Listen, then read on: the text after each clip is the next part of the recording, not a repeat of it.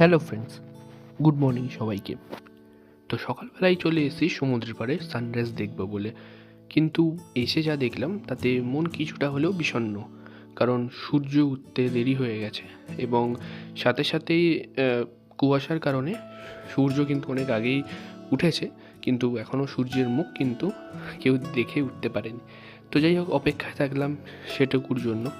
তো দেখতে দেখতেই হঠাৎ করে উকি দিল সূর্যি মামা। তো সেই মুহূর্তটাই আমার ক্যামেরায় আমি ক্যামেরাবন্দি করলাম। তো থাকলো সেই কিছু মুহূর্ত তোমাদের জন্য।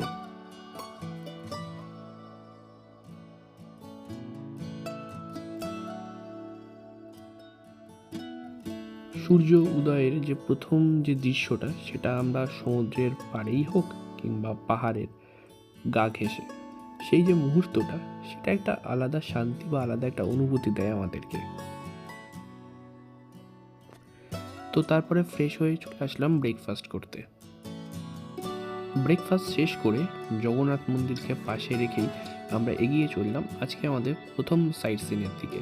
তো আমরা এখন চলেছি মোহনার দিকে। তো চলো যাওয়া যাক।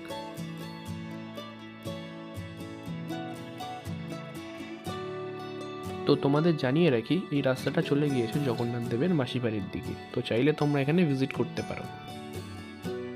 আর দীঘায় আসলেই অনেকের মনে প্রশ্ন থাকে যে ফেরার জন্য বাস কোথা থেকে বুক করব।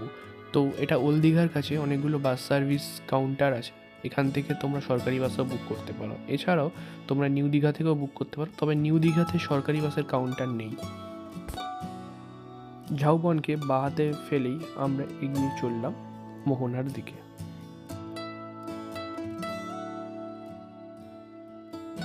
আর মোহনাতে আসলেই যে জিনিসটা আপনাদের সবার চোখে পড়বে সেটা হচ্ছে শুটকি মাছ। তো হরেক রকম ভ্যারাইটিস শুটকি মাছ এখানে আপনারা পাবেন। তো চাইলে আপনারা এখান থেকে কিনতেও পারবেন। এছাড়াও রয়েছে নানা ধরনের ভ্যারাইটিস সামুদ্রিক মাছ, চিংড়ি, ইলিশ, ভেটকি। তো এখানে মোহনাতে এসে তোমাদের এই মাছগুলো দেখাচ্ছি, দেখো কত ধরনের মাছ। এখানে কাঁকড়া রয়েছে, ইলিশ রয়েছে এখানে, ঠিক আছে। এখানে পমফ্রেট আছে, এখানে বড় বড় চিংড়ি রয়েছে। দেখো 26 জানুয়ারি 1500 টাকা, ওটা আছে 1250 টাকা।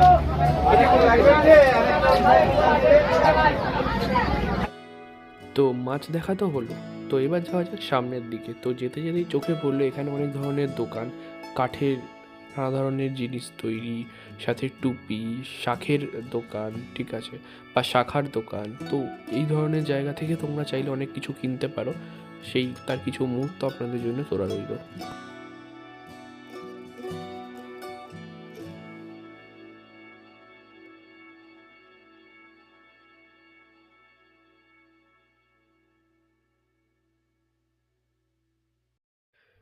তো যারা মোহনায় আসবে তাদেরকে একটু বলে রাখি, এই জায়গাটাতে কিন্তু অনেক বড় বড় পাথর দিয়ে জায়গাটা বাঁধানো আছে। তো চাইলে তোমরা এর উল্টো পারে যেতে পারো, তবে একটু ঘুরে যেতে হবে আপনাদের, এটাই।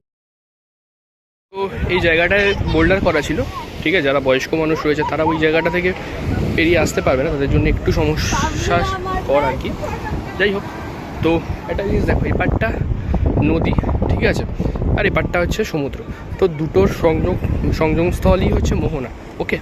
তো এখানে একটা ছোট্ট একটা লাইট হাউস মতো আছে, ঠিক আছে। এত অবধি আসা যায়, হেঁটে তোমরা এত দূর অবধি আসতে পারবে, তারপর আর আসতে পারবে না। সমুদ্রে জাস্ট ঢেউগুলো দেখো তোমরা, দেখো জাস্ট ঢেউগুলো দেখো, জাস্ট মাইন্ড ব্লোয়িং, জাস্ট অসাধারণ।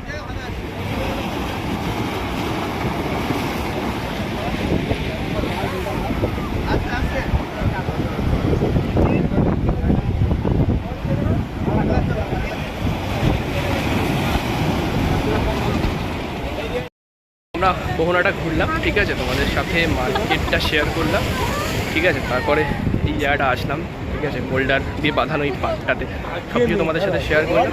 তো এইবার যাক, ফেরা যাক পরবর্তী গন্তব্য। তো টোটো নিয়ে এগিয়ে চললাম আমরা আমাদের পরবর্তী গন্তব্যের দিকে।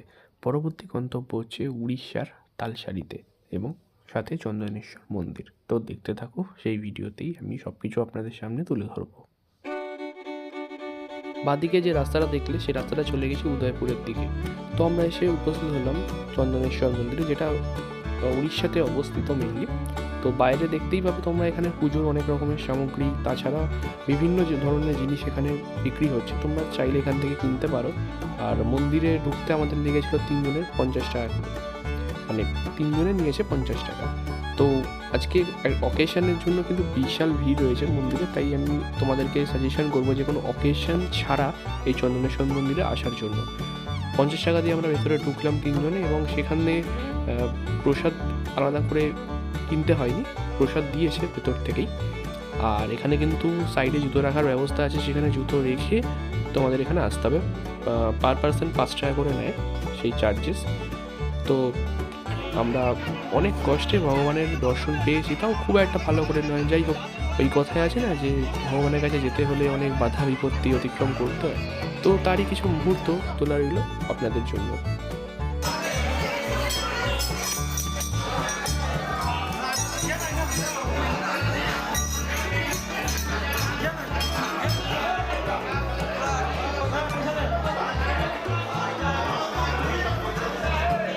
পরিবারের সাথে তোলা একটি ছবি রইল। মন্দির থেকে ঠিক বাইরেটা বেরিয়ে আসলেই এই জায়গাটায় তোমরা ডোর বাঁধতে পারবে, এখানে সেই জায়গাটা রয়েছে ডোর বাঁধার, এবং সঙ্গে রয়েছে এখানে ধূপকাঠি মোমবাতি জ্বালানোরও জায়গা। তো তোমরা চাইলে এই জায়গাটা ধূপকাঠি মোমবাতিও জ্বালাতে পারো। তারপর সেখান থেকে আমরা চললাম আমাদের পরবর্তী গন্তব্য তালসারির দিকে। ইতিমধ্যেই আমরা এসে উপস্থিত হলাম তালসারিতে। তো এই তালসারির একটা বৈশিষ্ট্য আছে, সেটা হয়তো কম বেশি তোমরা জানো, তো সেটাই আমি তোমাদের সামনে এখন তুলে ধরবো। এবার একটা জিনিস আমি বলে দিই, সেটা হচ্ছে যে এখানে যে বোটগুলো দেখছো, এখানে মাথা পিছুটা 100 টাকা করে নেয়। যেখানে জোয়ার রয়েছে ওই ঢেউ অব্দি, মানে জোয়ার মধ্যে ঢেউ রয়েছে, সেই ঢেউ অব্দি নিয়ে যাবে, দিয়ে তারপর ওই দ্বীপটায় নিয়ে যাবে। ওখানে 20 মিনিট তোমাদেরকে টাইম দিয়ে আবার তোমাদের এখানে নিয়ে আসবে। এটাই হচ্ছে এখন ব্যাপার, ঠিক আছে? চাইলে আসতে পারো, জায়গাটা ভালো। এই জায়গাটার একটা মূল বৈশিষ্ট্য হচ্ছে, এই জায়গাটায় যখন জোয়ার থাকে তখন এইভাবেই জলে পরিপূর্ণ থাকে, এবং তোমাদেরকে যেতে হলে দ্বীপ অব্দি এই নৌকার সাহায্য নিয়েই যেতে হবে। কিন্তু যখন জল এখানে থাকে না, তখন কিন্তু তোমরা হেঁটেই যেতে পারবে ওই অবধি, ঠিক আছে? এটা হচ্ছে একটা এই জায়গার বৈশিষ্ট্য, যেটা অন্য কোথাও দেখা যায় না। তালসারি দেখে আমরা আবার চললাম দীঘার দিকে। তো যাওয়ার পথে আমরা দেখবো আরেকটা সাইট সিন, যার নাম হচ্ছে ঢেউসাগর। এই জায়গাটা খুব পপুলারিটি পেয়েছে রিসেন্ট কিছু বছর ধরে, তো সেই জায়গাটাই আমি তোমাদের সামনে এখন তুলে ধরবো। তো চলো গিয়ে দেখাই তোমাদের সেই জায়গাটা। তো এই হচ্ছে ঢেউসাগর পার্ক। তো এর এন্ট্রি ফিস নিল 20 টাকা করে পার পার্সন এখানে, ঠিক আছে? তো এটা হচ্ছে টিকিট কাউন্টার, এখান থেকে টিকিট কেটে ঢুকতে হয়। তো চলো তোমাদের একটু ভেতরটা ঘুরিয়ে দেখাই। তো এখানে টিকিটের যে স্লিপটা সেটা জমা নিয়ে নিল। তো এই হচ্ছে গেট ঢেউসাগরে। তো চলো ভেতরটা দেখি কী কী রয়েছে। আমি আগে এই জায়গাটা আসিনি, ফার্স্ট টাইম এটা আমার। তো ঢেউসাগরটা দেখি কেমন, যদিও যতদূর জানি যে বিকেলবেলার টাইমটা আসলে বেশি ভালো লাগে, এখানে লাইটিং ফাইটিং থাকে। যাই হোক, এখন আমরা দুপুরবেলায় এসেছি একেবারে, মানে যে দুটো স্পট তোমাদেরকে দেখালাম, মোহনা, তালসারি, চন্দনেশ্বর মন্দির দেখে একদম ডিরেক্ট এখানে আসলাম, ঠিক আছে? তো ভেতরে দেখি কী কী রয়েছে না রয়েছে, আর একটা এক্সপিরিয়েন্স তোমাদের সাথে শেয়ার করব, ঠিক আছে? সেটা এই ভিডিওর শেষে তোমাদের সাথে শেয়ার করব, ঠিক আছে? তো চলো দেখা যাক। একটা জিনিস চোখে পড়লো, সেটা হচ্ছে এই জায়গাটা মনে হয় একটা পিকনিক স্পট আছে। এখানটা ট্যুরিস্ট বাসও দেখলাম দাঁড়িয়ে আছে, এখানে ঝাউবন মতো আছে, ঠিক আছে? তো এখানে এরকম অনেক জায়গা রয়েছে যেখানে তোমরা পিকনিক করতে পারো, ঠিক আছে? আর যে কটা স্পট তোমাদেরকে ঘুরিয়ে দেখালাম, হয়তো আরও 2-3টে স্পট আছে সেখানে আমরা যাইনি, ভিজিট করিনি। তার মধ্যে তাজপুর রয়েছে, উদয়পুর রয়েছে, সেগুলো তোমরা যেতে পারো। বাট তোমাদের একটা জিনিস বলে রাখি, সেটা হচ্ছে যদি ফ্যামিলির সাথে আসো, আমি মনে করবো উদয়পুরটা স্কিপ করাই ভালো, কারণ অ্যাকচুয়ালি উদয়পুরটা ফ্যামিলিদের সাথে এনজয়মেন্টের জন্য নয়। যাই হোক, তো এটা বাকিটা তোমাদের ওপর। তো এই হচ্ছে ব্যাপার, ঠিক আছে? চলো আর একটু এগিয়ে গিয়ে সামনেটা দেখাই তোমাদের। হচ্ছে একটা লেক, ঠিক আছে? এই লেকে কিন্তু বোটিংয়ের ব্যবস্থা আছে, যদিও এখন বন্ধ রয়েছে। বিকেলবেলার সময় এই জায়গাটা তোমরা চাইলে বোটিং করতে পারো, ঠিক আছে? তো এই হচ্ছে বোটিং পয়েন্ট। আর এখানে অনেক খাবারের দোকান টোকানও রয়েছে। এখানে একটা ট্রেন রাইড মতো রয়েছে, তো তোমরা এখানে চাইলে ট্রেন রাইডটাও করতে পারো। মানে এটা বেসিক্যালি বাচ্চাদের জন্য, বাট অনেকে চড়ে বড়রাও।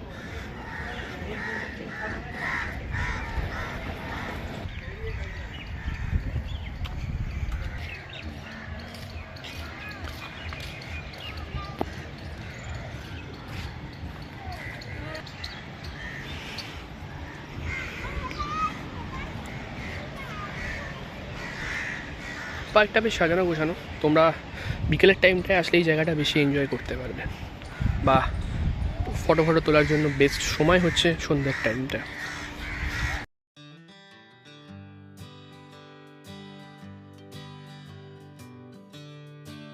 পার্কের একটা পাশ দিয়ে কিন্তু সমুদ্রের পার বাঁধানো আছে, সেখানে তোমরা যেতে পারো, বাট সেখানে গেলে পিছনে ব্যাক করলে মানে পার্কের দিকে আসতে গেলে আবার 10 টাকা এন্ট্রি ফি দিয়ে তোমাদের ঢুকতে হবে, এটা একটু কেয়ারফুলি মাথায় রাখবে।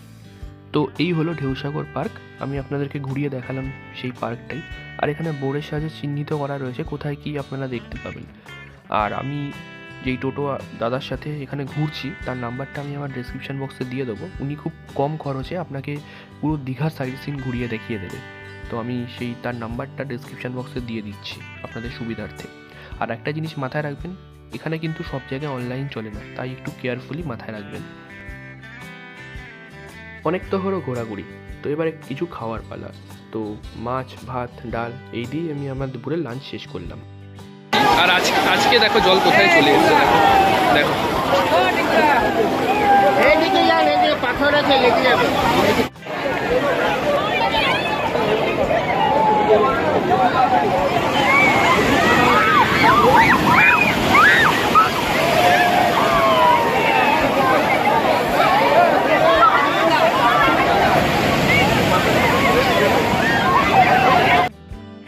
দেখো যা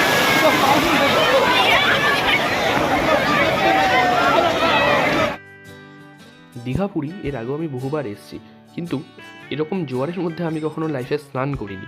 তো এই ফার্স্ট টাইম আমি এরকম সিচুয়েশানে আসলাম, এবং এই দুপুরবেলার টাইমটায় জোয়ার ছিল, তাই জন্য বেশি দূরে কাউকে যেতে দিচ্ছিল না বা অ্যালাউও করছিল না। তো যতটুকু চেষ্টা করলাম এই সামনে থেকেই স্নান করে তোমাদের সামনে সেই চিত্রটা তুলে ধরা। তো দেখতে থাকো ভিডিওটা।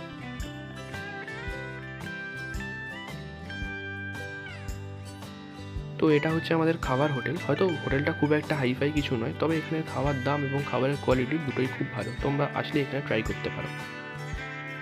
তারপর সন্ধেবেলা আমি নিউ দীঘা মার্কেটটাই একটু ঘুরে দেখছিলাম, এবং আমি ভিজিট করেছিলাম বেশ কয়েকটা হোটেলে। তো যেই ভিডিওটা আমি তোমাদের প্রথম পার্টেই দেখিয়েছি, তো যাই হোক এখন আমি এই মার্কেটটা একটু ঘুরে তোমাদেরকে দেখাই যে সন্ধ্যের যে ভাইবসটা সেটা কীরকম থাকে।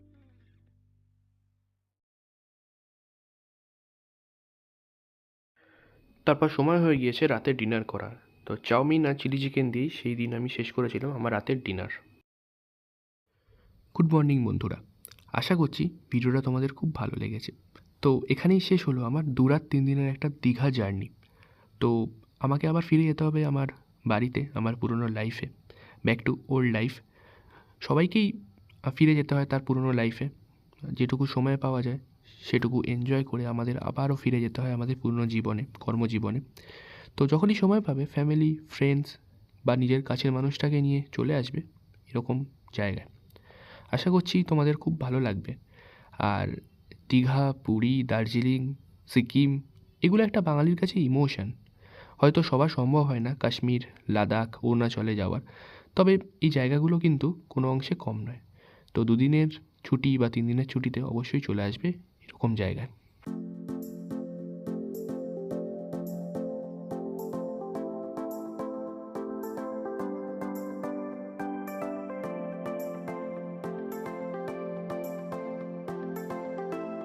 দীঘায় আসলে তোমরা এই হোটেল থেকে খাবার খেতে পারো, এখানকার খাবারের কোয়ালিটিও খুব ভালো। তো এখানে একটা বাসের কাউন্টার রয়েছে নিউ দীঘার কাছে, এখান থেকে আমরা আমাদের ফেরার বাসের টিকিট কেটেছিলাম। আমি দাঁড়িয়ে আছি পশ্চিমবঙ্গ যুব আবাসের সামনে থেকেই আমরা বুক করেছি কলকাতায় যাওয়ার বা ধর্মতলায় যাওয়ার বাস। তো আশা করছি তোমরা ভিডিওটা দেখে এনজয় করছো বা বুঝতে পারছো আমি কীরকমভাবে তোমাদের কাছে উপস্থাপনা করছি ভিডিওটা। তো আশা করছি তোমাদের ভালো লাগছে, তো দেখতে থাকো, তারপর এন্ডিং আমি করে নেবো, ঠিক আছে? তো প্রায় শেষের মুখে, যাই হোক এনজয় করতে থাকো ব্লগটা, ঠিক আছে? তোমরা চাইলে ওল্ড দীঘা থেকেও বুক করতে পারো, ওখানে ওয়েস্ট বেঙ্গল ট্রান্সপোর্ট কর্পোরেশনের অনুমোদিত কাউন্টারও রয়েছে, তোমরা চাইলে ওখান থেকেও করতে পারো বা নিউ দীঘা থেকেও করতে পারো। তো এনজয় করতে থাকো ব্লগটা। দেখতে দেখতেই আমাদের বাসও এসে উপস্থিত হলো, এবং বাসে চেপে আমরা চললাম আমাদের বাড়ির পথে। সঙ্গে শেষ হলো 2 রাত 3 দিনের একটা দীঘা পর্ব। আশা করছি ভিডিওটা আপনাদের ভালো লেগেছে, আপনাদের সামনে আমি অনেক তথ্য তুলে ধরতে পেরেছি। আর বাসের প্রাইস নিয়েছিল 300 টাকা করে জনপ্রতি। তো দেখা হচ্ছে আবার কোনো নতুন ব্লগে আপনাদের সঙ্গে। তো এখনের জন্য টাটা।